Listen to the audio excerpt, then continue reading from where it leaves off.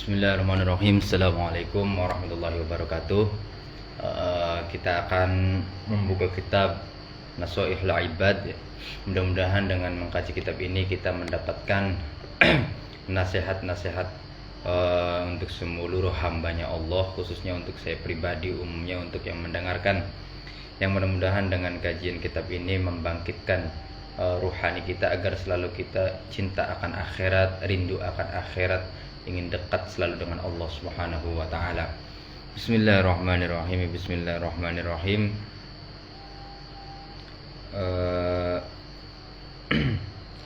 Mari kita awali ini dengan mendoakan musannadat kitab.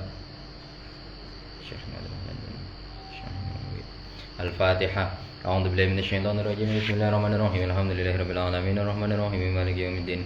Iyyaka na'budu wa iyyaka nasta'in. Ihdinas siratal mustaqim. Shiratal ladzina an'amta 'alaihim ghairil maghdubi 'alaihim waladdallin. Amin.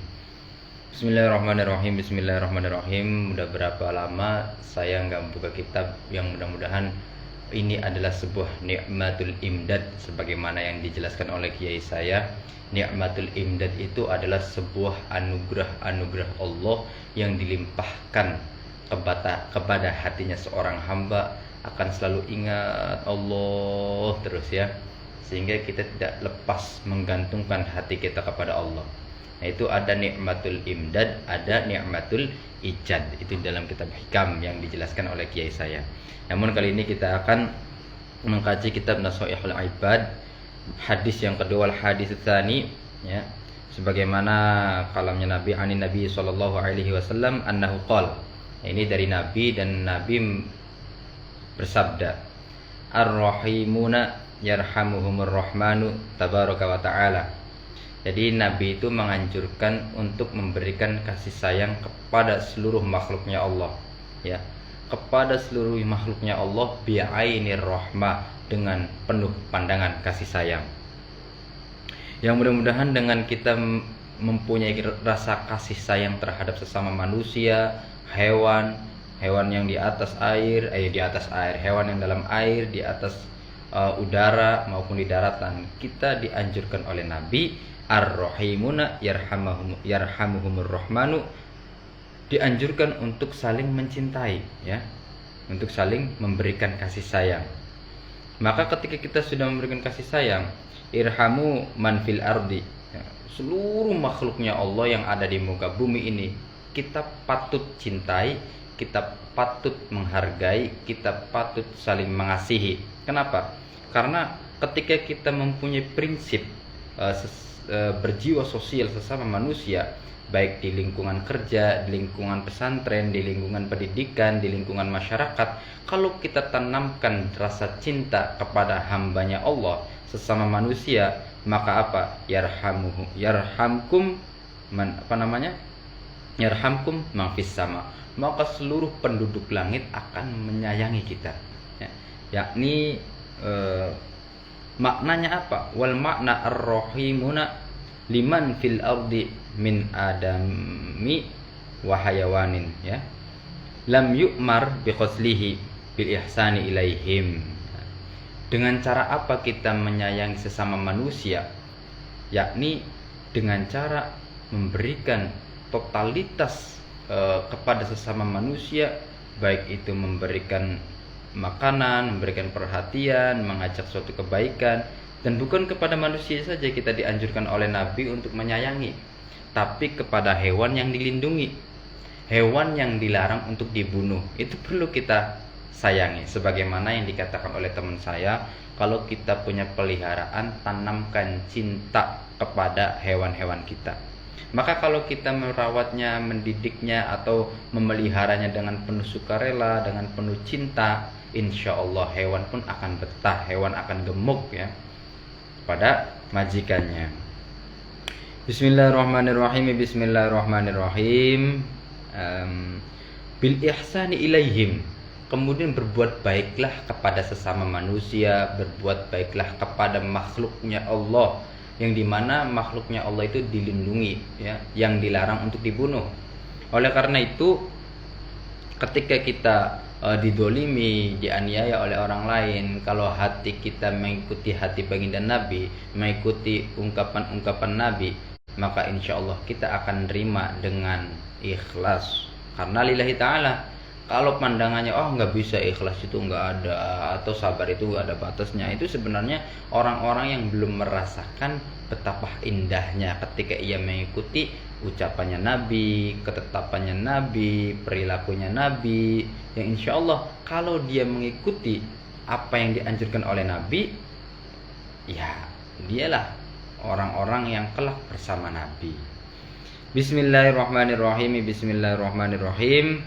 Kemudian selanjutnya apa? Yahsunur rahmanu ilaihim. Kalau orang sudah memberikan totalitas kasih sayangnya kepada sesama makhluk, maka Allah yang Maha Penyayang akan menyayangi dia. Ya. Jadi cinta itu bukan sekedar cinta kepada lawan jenis, sehingga dengan kita mencintai lawan jenis akan tumbuh beberapa macam bahaya atau beberapa macam manfaat. Nah, disinilah kita bisa membedakan mana cinta yang membawa mudarat, bahaya, dan cinta yang bisa membawa kemanfaatan. Cinta karena Allah insya Allah akan berdampak positif ke depannya. Akan tetapi cinta bila diiringi dengan nafsu, antara murka atau nafsu ingin memilikinya sehingga dia melanggar aturan-aturan Nabi, perintah-perintah Allah dilanggar, larangan Allah dilanggar, nah itulah yang bikin bahaya. Maka cinta itu harus didasari dengan lillahi ta'ala. Ente. Bismillahirrahmanirrahim. Bismillahirrahmanirrahim. Maka irhamu man tastati'una an tarhamuhu min asnafi makhluqatihi ta'ala.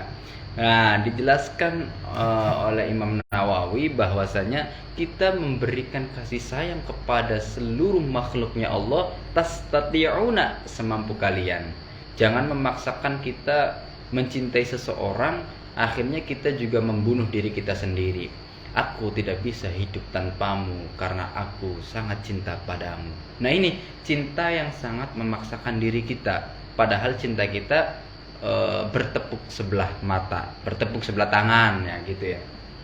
Oleh karena itu, mari kita semampu kita memberikan yang terbaik untuk makhluknya Allah. Dimana penjelasannya irhamu man tastati'una an tarhamuhu min asnafi makhluqatihi ta'ala. Bahkan walau ghairu aqilin bisyafaqati alaihim. Bahkan kepada yang tidak berakal sekalipun kita dianjurkan untuk saling menyayangi, menasehati, mengajak kebaikan, kemudian melarang dalam hal-hal negatif. Itulah ya. Ini kitab Nashihul Ibad ini Masya Allah ya. Ya, mudah-mudahan membuka hati kita agar kita selalu dekat dengan Allah, selalu ingat pada akhirat. Jangan mikirin dunia boleh ya. Di pikiran kita boleh mikirin berdagang, kemudian bekerja, kemudian aktivitas yang lainnya, tapi hati kita selalu bergantung kepada Allah, tawakal kepada Allah, ikhtiar dan berdoa ya. Hadirin yang dirahmati oleh Allah Subhanahu wa taala. Bismillahirrahmanirrahim. Bismillahirrahmanirrahim. Nah, akan tetapi selanjutnya gimana? Kalau kita sudah menanamkan wa du'aikum lahum birrahmati wal maghfirati, tidak hanya memberikan suatu kasih sayang kepada sesama makhluk Gusti Allah, tapi begitu pula kita dianjurkan untuk mendoakan satu sama lain. Dengan mendoakan apa? Supaya rahmatnya Allah turun kepada hambanya yang berdosa agar tetap kembali ke jalan yang benar.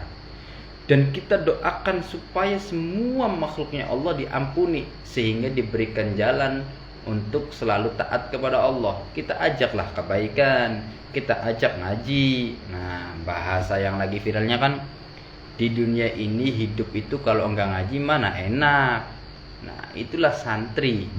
Santri itu pedomannya ngaji. Dengan ngaji dia punya prinsip bagaimana menerapkan hidup, mengimplementasikannya dalam keseharian 24 jam, selalu bermanfaat waktunya, baik di dunianya maupun di akhiratnya. saya sering mendengarkan hadis ketika saya di pondok itu, sering sekali mendengarkan teman-teman, man aradad dunya, barang siapa yang mengharapkan kesuksesan dunianya, baik itu secara ibadah, baik itu secara rizkinya dan sebagainya, bila ilmi, dengan ilmu. Wa man aradal akhirah, barang siapa yang mengharapkan akhiratnya bahagia, akhiratnya dapat kasih sayangnya Allah, akhiratnya selalu dalam naungan Allah, maka bil ilmi, dengan ilmu. Kemudian waman aradal akhirah fa'al waman aradahuma fa'alaihi bila ilmi, kalau engkau menghendaki kedua-duanya itu baik, baik itu berupa dunia maupun akhirat, maka bil ilmi. Kuncinya kita bisa mendapatkan ilmu agama bagaimana? Salah satunya kita harus mondok di pesantren agar fokus terus. Dan minimal, ya ini sekedar saya, pengalaman saya, minimal mondok itu jangan setengah-setengah lah. Jangan 3 tahun selesai sekolah, 6 tahun selesai, 9 tahun. Minimal mondok pesantren dan belajarnya harus benar. Minimal 9 tahun kita belajar di pesantren. Dan itu belajarnya sungguh-sungguh loh ya. Sungguh-sungguh, ada privatnya, ngajinya semangat, belajarnya semangat, mutolaahnya semangat, kemudian minta dibimbing oleh guru, terus semangat. Nah, kalau dijalani seperti itu dan dalam masa 9 tahun minimal, insya Allah minta kepada Allah dibukakan ilmu-ilmunya. Allahumma arzuqna fahman nabiyyin wa hifdzal mursalin wa ilhamal malaikatil muqarrabin birahmatika ya arhamar rahimin. Diberikan pemahaman-pemahaman sebagaimana pemahamannya para nabi, diberikan hafalan-hafalan sebagaimana hafalannya para rasul. Nah, itu kuncinya di mana? Barokah semua itu adanya di pesantren.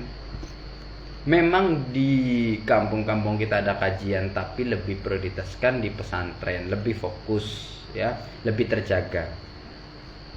Kemudian bismillahirrahmanirrahim, kalau kita sudah memberikan kasih sayang sama makhluk, mendoakan, berbuat baik, maka yarhamkumul malaikatu wa min rahmatihi ammatan li ahlis sama.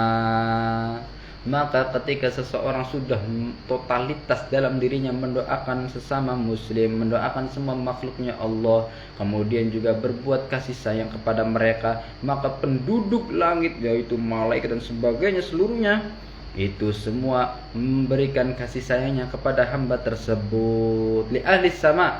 Li ahli sama itu alladzina hum aktsaru min ahlil ardi.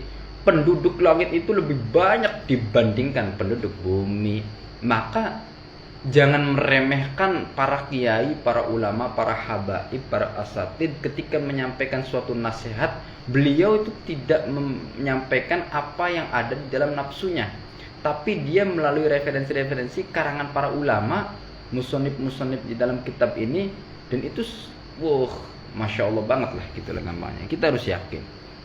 Nah, itu dasarnya kita harus memberi kasih sayang sesama makhluk Gusti Allah. Nah, ini ada larangan kalau kita berdalih bahwa kita kasihan betul sama hamba Allah, kasihan betul atau sedih betul melihat seorang, sehingga kita mendoakan apa? Mendoakan supaya cepat kaya, padahal sarana untuk menjadi kaya itu tidak ada. Atau mendoakan seseorang agar bertobat, tapi sarana untuk bertobat dia enggan, enggak mau terus.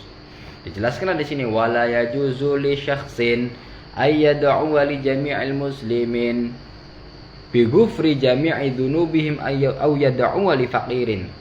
Ada seseorang yang mendoakan orang lain, semua makhluk atau semua muslim ini, mudah-mudahan ya Allah ampuni seluruh dosa-dosanya dan diperkaya semua umat muslim ini. Tapi apa? Tapi walaisa lahu jihadun yatasahalu minha dzalika. Tapi tidak ada sarana untuk memperoleh ampunannya Allah. Tidak ada sarana untuk memperoleh harta benda.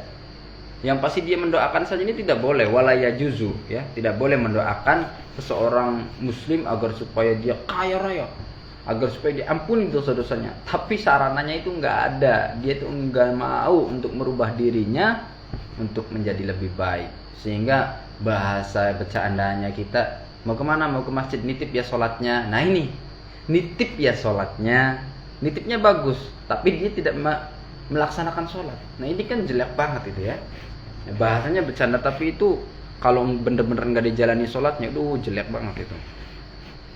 Bismillahirrahmanirrahim. Bismillahirrahmanirrahim. Wa yaqulu hadza min rahmati bil khalqi. Nah, bahwa dia itu mendoakan orang fakir supaya dapat 100 dinar, supaya kaya raya dan diampuni seluruh dosa-dosanya. Dengan dalih saya itu kasihan kepada mereka. Bagus, boleh bagus. Tapi ingat, kita juga harus memberikan sarana untuk supaya orang-orang yang berbuat maksiat dan membuat kesalahan, ayo kita kasih sarananya untuk taubat, yakni mengajak mereka untuk ngaji, menghadiri majelis sholawat, menghadiri kajian-kajian, kemudian kita silaturahmi kepada para habaib, para kiai, para ulama untuk ngalap barokah beliau dan supaya Allah turunkan hidayahnya kepada kita. Ya, baru yang benar. Kenapa? Li'annahu mukhalifun linususi syar'i.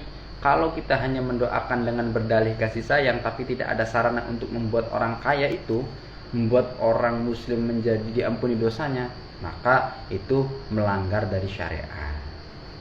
Nah, ini sering sekali kita dengar kisahnya Imam Al-Ghazali ketika beliau mengarang kitab itu kan, beliau masuk surga